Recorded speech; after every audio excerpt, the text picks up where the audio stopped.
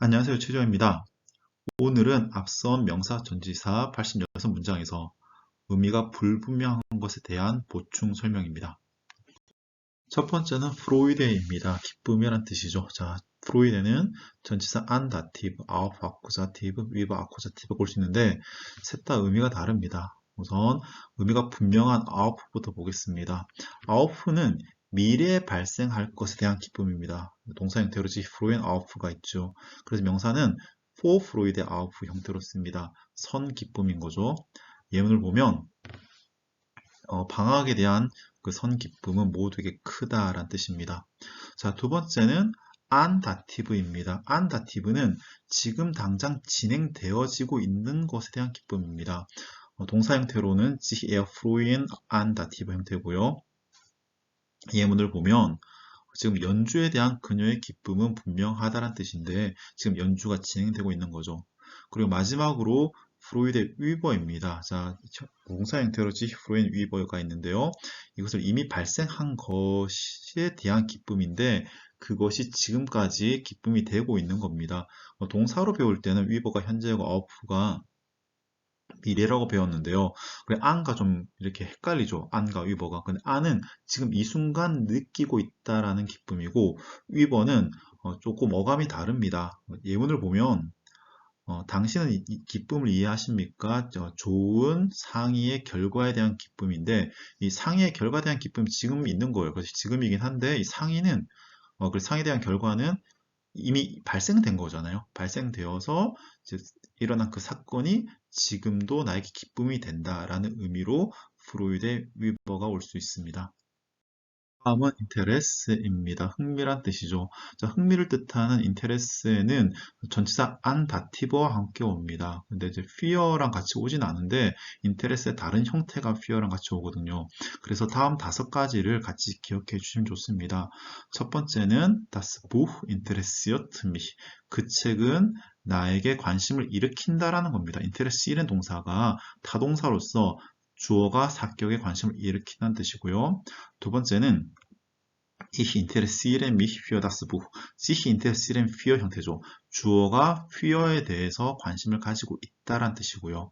세 번째는 이 녀석의 상태 수동 형태인데요. 그러니까 mi가 이시가 됐고 자연 피표로 변하죠. Ich bin interessiert. 그런데 전치사는 fear가 아니고 an으로 바뀝니다.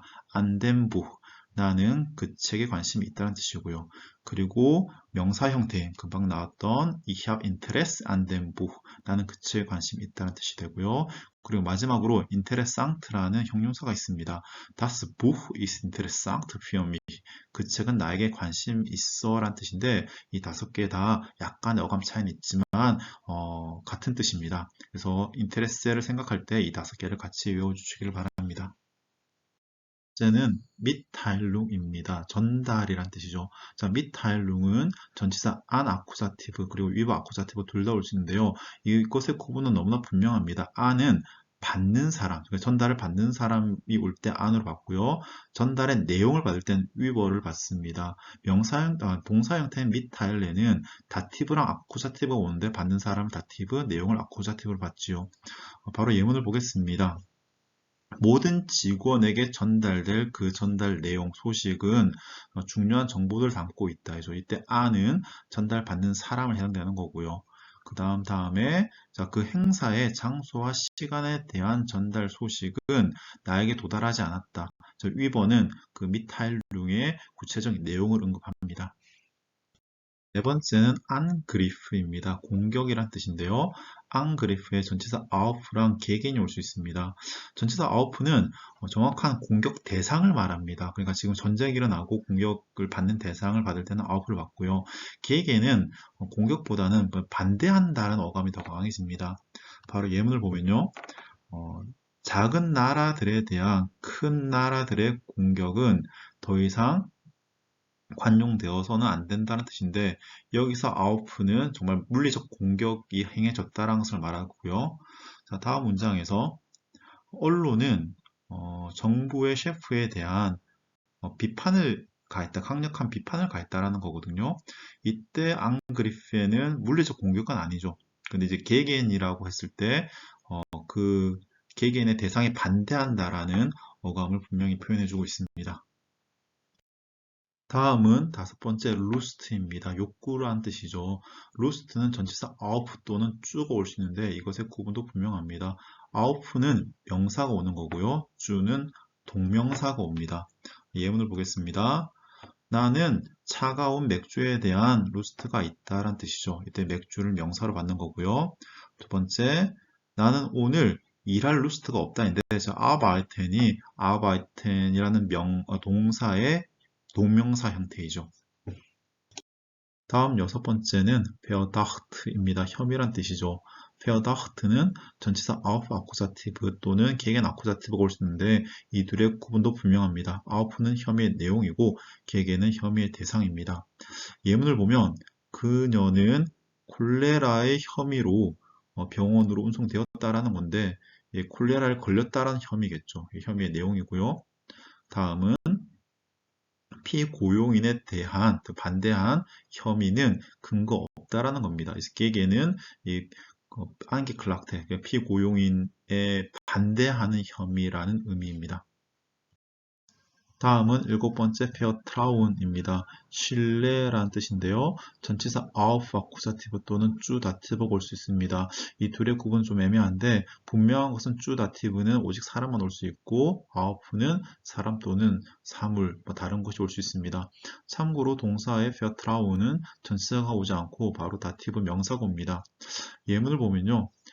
그의 지지에 대한 나의 신뢰는 실망되어지지 않았다는 뜻인데, 그래서 그의 지지라는 것은 사람이 아니죠. 두 번째, 의사들에 대한 그의 신뢰는 흔들렸다라는 것인데, 이제 의사는 사람을 말하는 거잖아요. 이렇게 사람이 올 때는 주가 옵니다. 다음 여덟 번째는 힐페입니다. 도움이란 뜻이죠. 힐페는 전치사 by dative 그리고 fear accusative가 올 수 있습니다. 이 둘의 구분도 분명합니다. by는 도움의 내용이고 fear는 도움의 대상입니다. 참고로 동사 형태는 help에는 도움의 대상을 예만됨으로 받고 도움의 내용은 그대로 by로 받습니다. 예문을 보면요. 나는 당신의 도움에 감사합니다. 근데 무슨 도움? 나의 지원에 대한 도움. 지원할 때 도움을 줬나 봐요. 이때 도움의 내용을 by로 받고요. 다음 많은 사람들은 그 프로젝트에 자발적으로 참여를 한다는 뜻인데요. 그 프로젝트가 뭐냐면 제3세계를 위한 도움이죠. 도움의 대상은 fear로 받습니다. 다음 아홉 번째는 Entscheidung입니다. 결정이란 뜻인데요. 전치사 3개가 올 수 있는데 fear, gegen, über입니다. 일반적으로는 über가 오고요. 뭔가 둘 중 하나를 찬성 또는 반대한다고 말할 때는 fear 또는 gegen이 옵니다. 이것은 동사랑 똑같습니다. sich entscheiden für, 자, fear에 대해서 찬성 결정하다, gegen 반대 결정하다. 또는 일반적으로는 sich 없이 entscheiden über 형태로 오죠. 바로 예문을 보겠습니다. 새로운 컴퓨터 시스템에 대한 찬성 결정이 이미 내려졌다는 뜻이고요. 다음, 프로젝트를 계속 진행할 것에 대한 반대 결정이 이미 내려졌다는 말이죠. 그리고 세 번째는 피난스 미텔의 사용, 그러니까 재정 수단에 대한 사용에 대한 결정은 5월에야 비로소 내려진다는 뜻입니다. 그러니까 fear랑 gegen은 둘 중 하나의 선택이에요. 하나를 찬성 또는 반대의 선택이라는 개념이고 그런 게 아니라 그냥 일반적인 결정이란 말을 할 때는 위버가 옵니다. 열 번째 캄프입니다. 투쟁이라는 뜻인데요. 전치사 fear 또는 gegen이 올 수 있습니다. 이 둘의 차이는 너무나 분명합니다. fear는 찬성이고 gegen은 반대이죠. 동사에도 마찬가지입니다. 예문을 보면 사회 정의를 위한 투쟁은 계속되어져야 된다. 이 fear는 저것을 위해서 투쟁한다는 말이고요. 다음 예문 아이들 노동, 그러니까 미성년자 노동을 말하는데 를 반대하는 투쟁은 강화되어져야 된다는 뜻인데 gegen 반대를 의미합니다. 다음 11번째는 크릭입니다. 전쟁을 의미하죠. 참고로 캄프랑 크릭은 다릅니다. 어떤 누구는 이렇게 설명하더라고요. 캄프는 사람을 살리는 것이고 크릭은 사람을 죽이는 것이다. 그래서 크릭은 말 그대로 물리적인 전쟁을 말합니다. 크릭은 전치사 gegen Akkusativ 또는 Akkusativ 올 수 있는데 gegen은 전쟁의 대상이고요. 은 전쟁의 이유가 됩니다. 저것을 얻기 위한 전쟁이란 말이겠죠. 예문을 보겠습니다. 자, 일본을 반대하는 전쟁에서 핵폭탄이 투여되었다. 이죠. 네, 반대의 대상, 전쟁의 대상이 객인이 오는 거고요. 자, 다음 문장. 가까운 미래에 저장된 물을 얻기 위한 전쟁이 발생되어질 수 있다. 여기 um은 전쟁의 이유입니다. 마지막 12번째는 앙스트입니다. 두려움이란 뜻인데요. 전치사 for 다티브 또는 아쿠자티브가 올 수 있는데 둘의 차이도 분명합니다. for는 두려움의 대상 앞이란 뜻이고요. 은 걱정의 대상에 대해서 올 때 쓰입니다. 예문을 바로 보겠습니다. 나는 거미에 대한 나의 두려움을 이렇게 인지되지 못하게 했다. 그러니까 내색하지 않았다는 의미고요. 자, 다음 예문. 그의 가족에 대한 걱정 때문에, 여기 음은 걱정이죠.